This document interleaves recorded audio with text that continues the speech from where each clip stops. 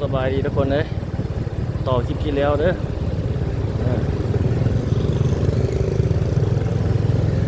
อัปเดตถ่ายให้ทุกคนได้เบิ่ง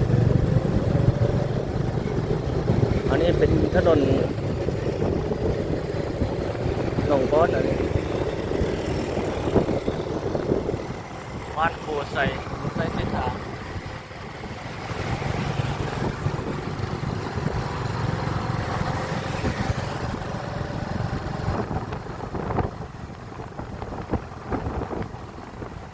มีบทสร้างรถไฟฟ้าเจ้าเห็นไหม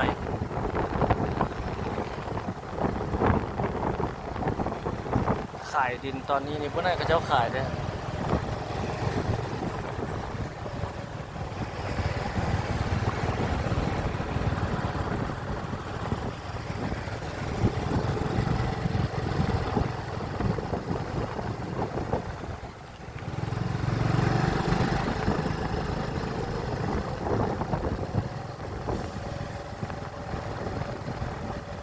ขับรถแท็กซี่บางคนปวดแบบเลี้ยวเลย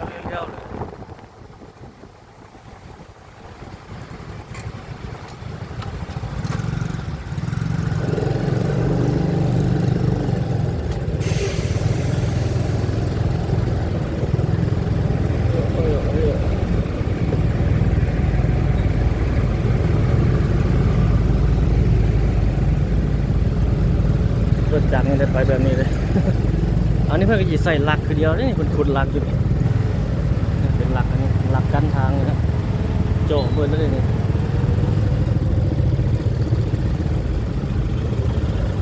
จะเลี้ยวซ้ายลงไปทางพ้นชินนวล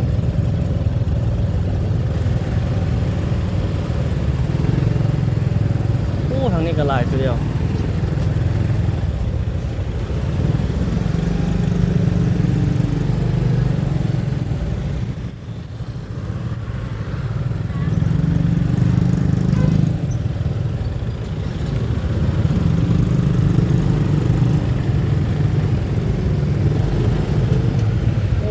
ติดหอดพุ่นหลายเลยอ่ะว่าบ่หลายเอาคือว่ามันจะมีแต่ทางนั้นติด ไปทุกจุดทุกเจในเวียงจันทร์บ้านเฮานี่หลายรถแต่ละจุดแต่ละเจติดไปหมดจุดเจน้ำเมื่อไหลขึ้นรถอยู่บ้านเฮา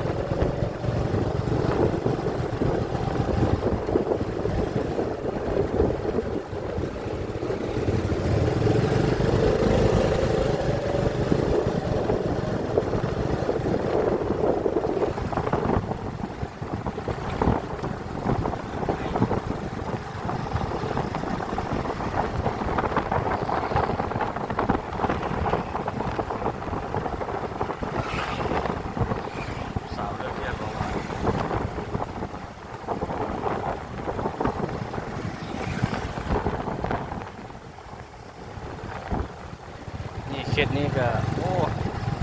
เศรษฐกิจดีเทวดีอยู่เขตนี้ก็ได้นะเขตโพนชีนวล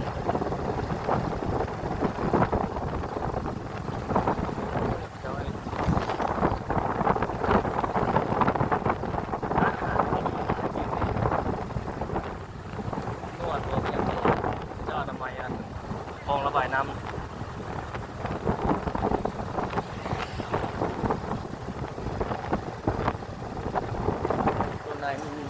ก็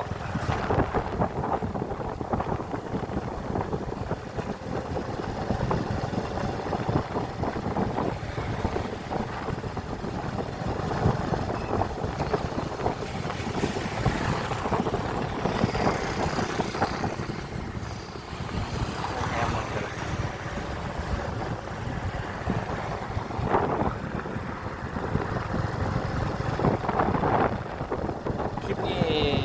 อยู่เมืองไซเซถาเนาะโรงแรมเวียดนามมันสูงเลย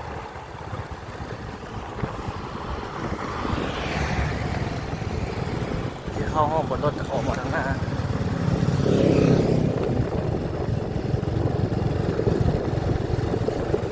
โอ้โหนั่นผู้สาวขายเลย สาวนวดออกมาซื้อ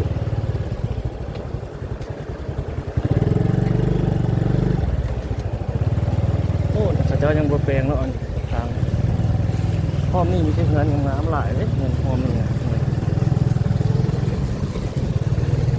ทานไปเป็นพันเลยงามปานนาใส่เมืองไซสิทธา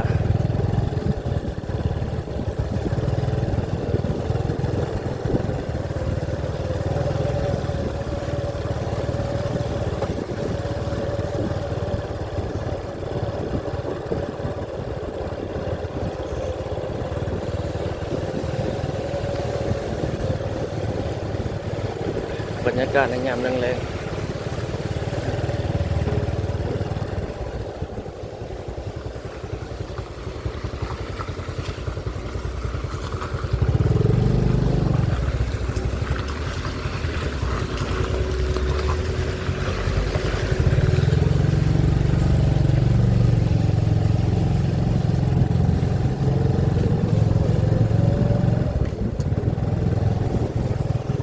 โอ้เงินเจ้า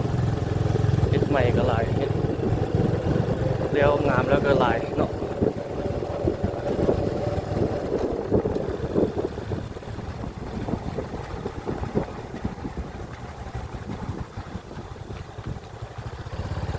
ไปทางนั้นก็สอดเอาพุ่นเขากำลังเฮ็ดอยู่ทางนั้น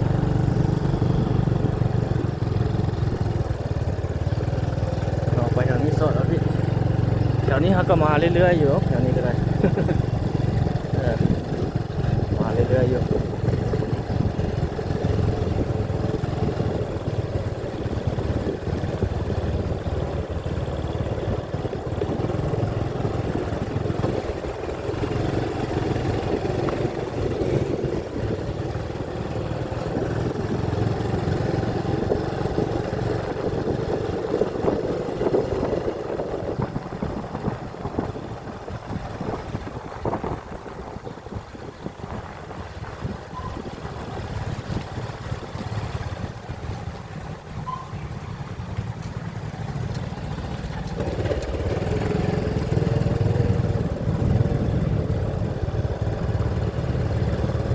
หลอกบ้านเวียงจันทน์ยามแรงโอ้ผักหน่อเวียงจันทน์อันนี้นะบ่ อยู่เชียงของก็มีแล้วผักอันนี้เขาจะเอาไปปลูกหลายอยู่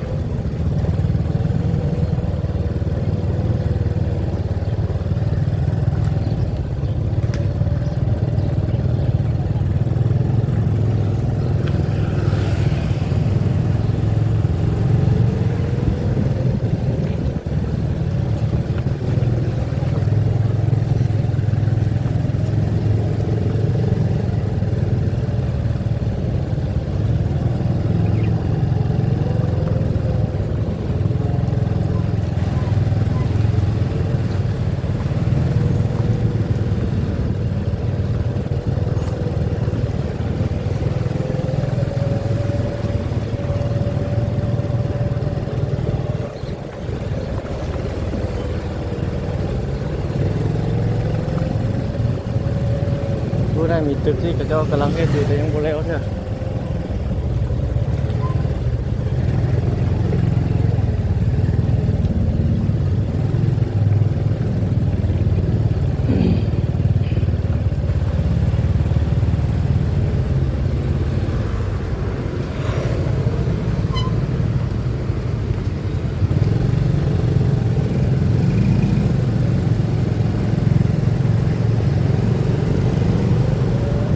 เขตนี้อาหารเวียดนามหลายทุกคนเขตนี้วันนาใสนี่เขาจะออกเครื่อง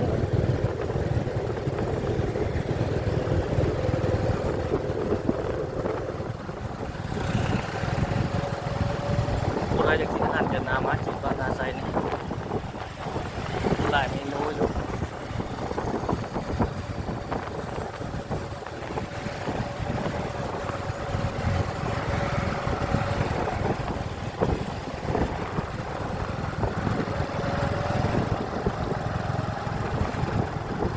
หมูตัวนี้นี่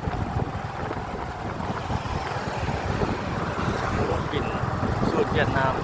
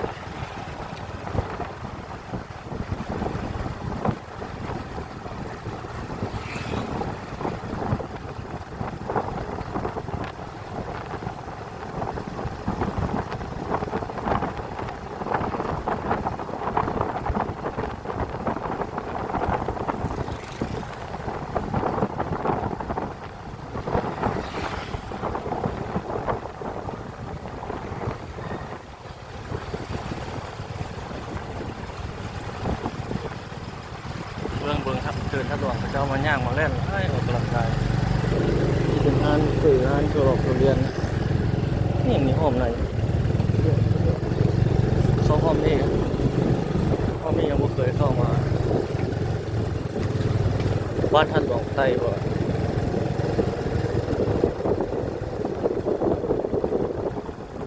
บรรยากาศสุดยอดบ้านดี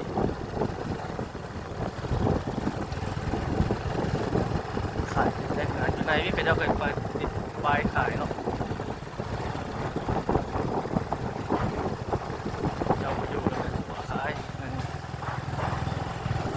อยู่ได้ติดป้ายขาย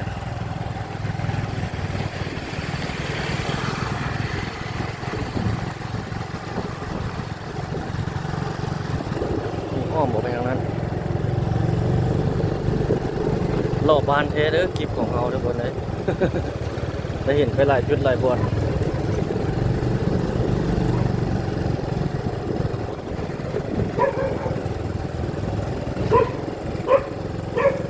ทางนี้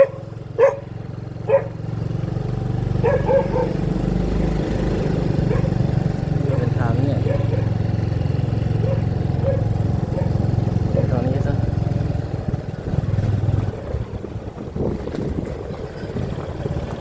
ไว้ส่งเราเดิม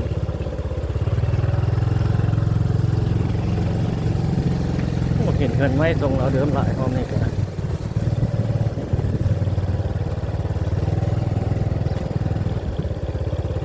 ข้างหน้านี่สอดโอ้สอดเนาะคิดว่ามันติดตัดสอดทางใหญ่อยู่เข้ามาทางห้อมทางซอยเราจึงได้เห็นนี่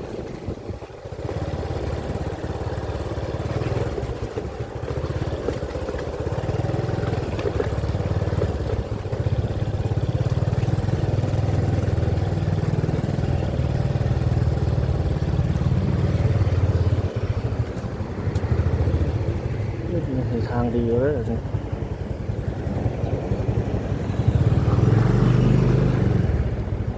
ข้ามเข้าไปทำไม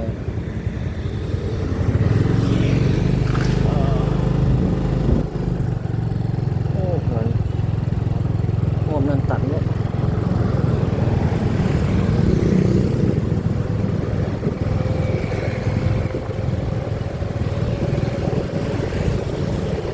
เห็นเจ้าเห็นไหมวะแทนโดนแล้วเนาะให้โดนละบ้านท่านหลวงไต้ทุกคนเกียรติเนี่ยบ้านท่านหลวงไต้ดูบรรยากาศสด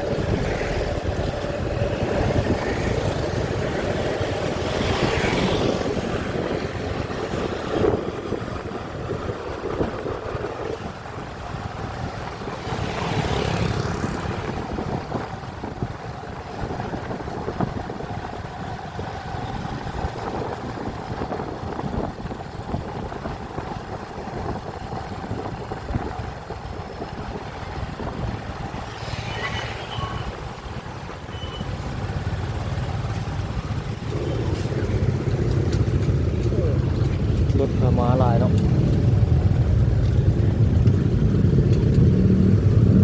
แก้วไปทางวังทรายไปเลยทุกคนแต่ยาวพอดพี่เลย เดี๋ยวเขาจะไปปิดต้นแถววังทรายจุดนี้เบิ่งยาวๆจากเขตในเมืองออกเขตชานเมือง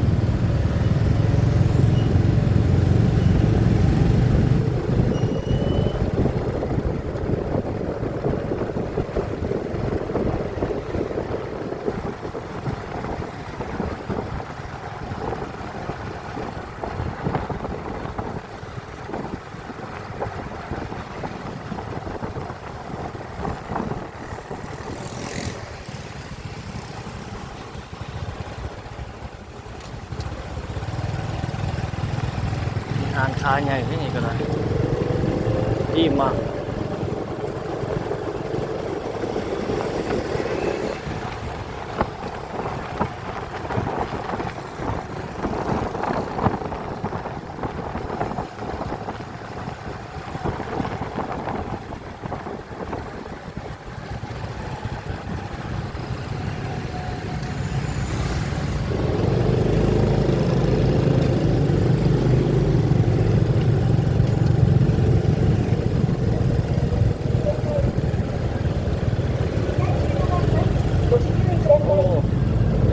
เติบได้นี่นะอ้อ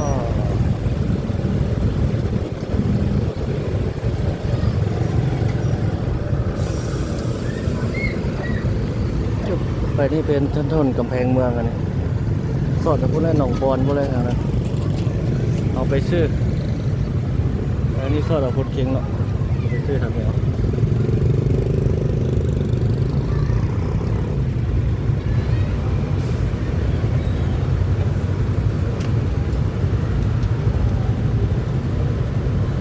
โมงเลิกเรื่องเลิกการ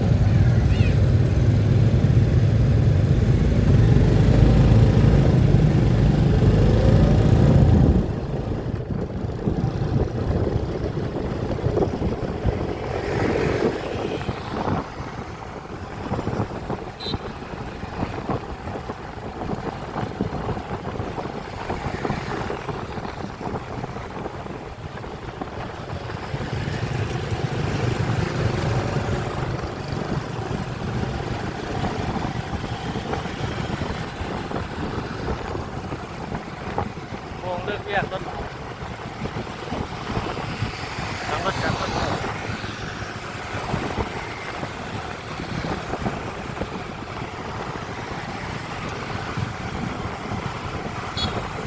หน้าเขาเป็นเขตตลาดหัวขวา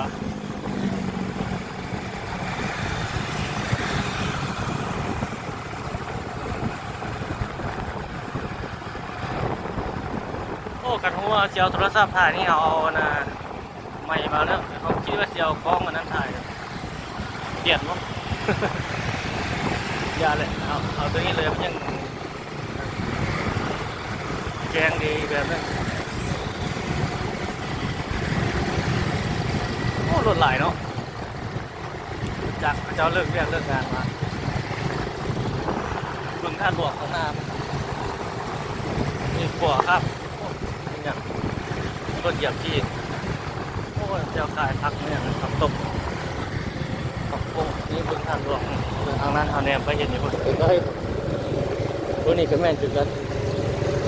อันนี้เขตตลาดหัวบัวแล้วทางหน้าเอาเนี่ยชี้เลี้ยวซ้ายไปทางวังซ้ายเลี้ยวขวาเราไปทางนั้นรถทางบ้านเมืองน้อยคน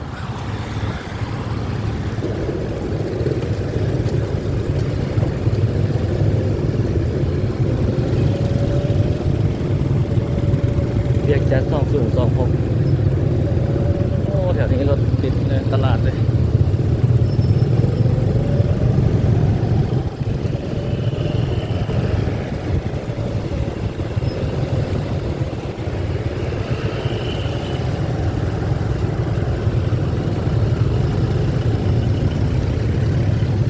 โอ้รถไหลจุ่ม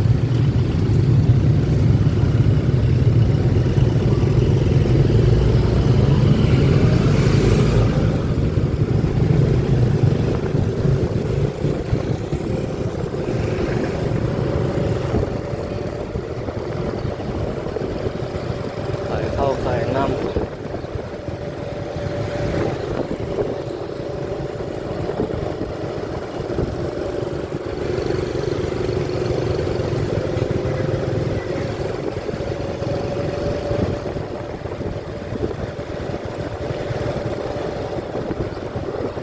5 โมงแรงเด้อทุกคนนี่โอ้สาวขายเลยยอม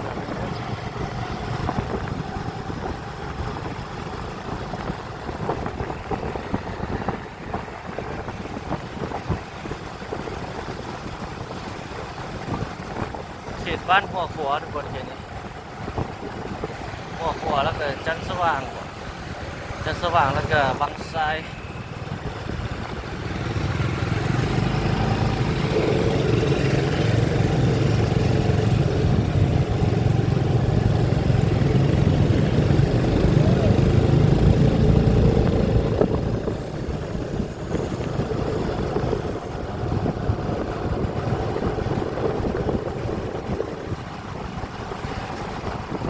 โอ้รถหลายห้างขายของไม้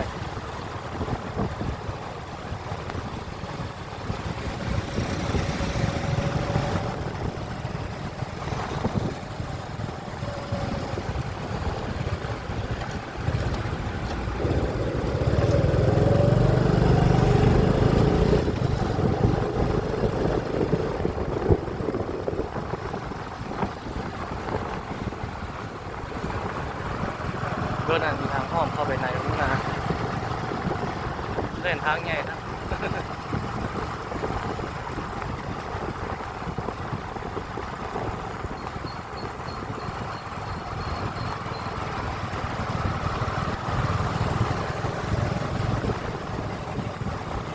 เขตข้างหน้าไปเป็นเขตมันมีห้านเปิดดังอยู่ข้างหน้าเอาเลยนะห้านเปิดต้นตาลวะ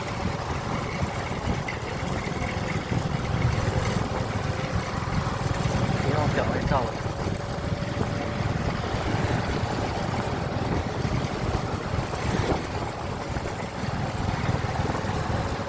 ที่แถวนี้ห้านเปิดต้นตาลที่ทางหน้านี่บนข้างทางห้องประมาณแต่ก่อนมันน่าจะมีต้นตาลอยู่นี่ในเป็นตำนานนะเจ้าจึงเอิ้นห้านเปิดต้นตาลนี่อยู่วันนี้ตัวนี้เนาะห้านเปิดต้นตาลเดี๋ยวอยู่มุมเนี่ยเงินบอกโอ้โหแม่นโอ้ตัวนี้ถึงละบนสังกะสีว่านี่เขาจะปิดเลย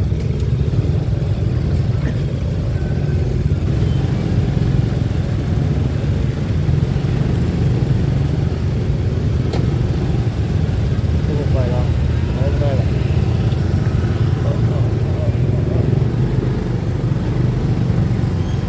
เขาห้อมนี่ซอดหรอนะเดี๋ยวขายนะนี่ขายมังไม้ขายผักขายมีขายเลขบ้านคนสว่างเขาขึ้นกับเมืองอย่างวันนี้ ลืมเมืองไป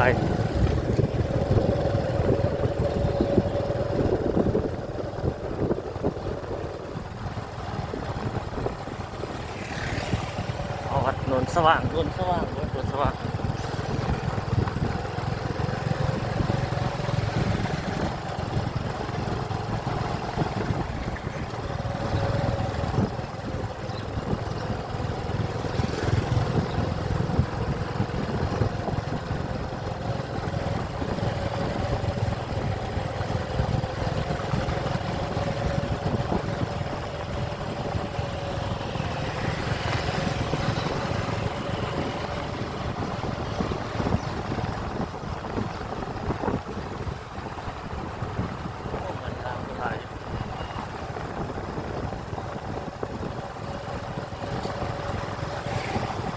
ติดไปบางไทรเกี่ยวมาทางนี้มันก็ซอดสันที่นี่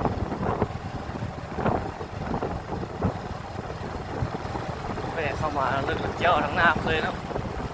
บฮอดบางไทรครับ โอ้ทางนั้นมันมีนั่นอยู่ครับยิงนอน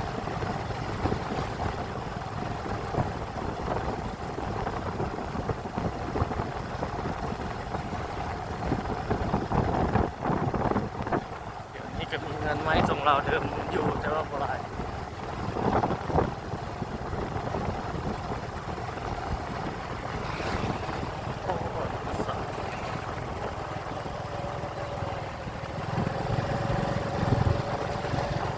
งามลายด้วยครับนี่ก็ได้ว่าโศกคำแล้วที่ทุกคนเห็นนี่นะ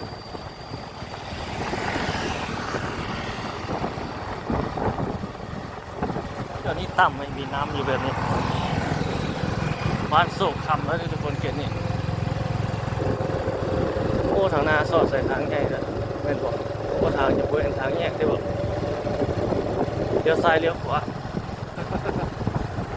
โอ้มาทางไหนครับเลี้ยวซ้ายครับเลี้ยวซ้ายน่าจะออกไปซอดใส่ทางวางซ้ายพุ่นคือเก่าเด้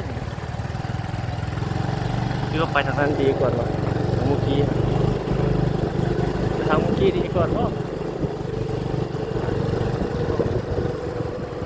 นี่ทางใหญ่แล้วไปทางเมื่อกี้เลยทุกคนทั้งนี้ไปซอดเอาทางใหญ่ทางหน้าเอาหมดเลยโอ้เหมือนกันเชียวนี่นะเจ้า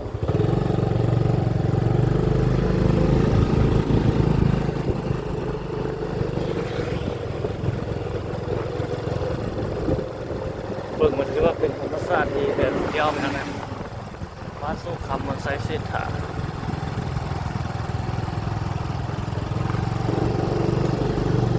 ทางนี้มันเป็นแบบบ้านๆดีมักลุยแบบบ้านๆนี่เอาครับบรรยากาศมันดี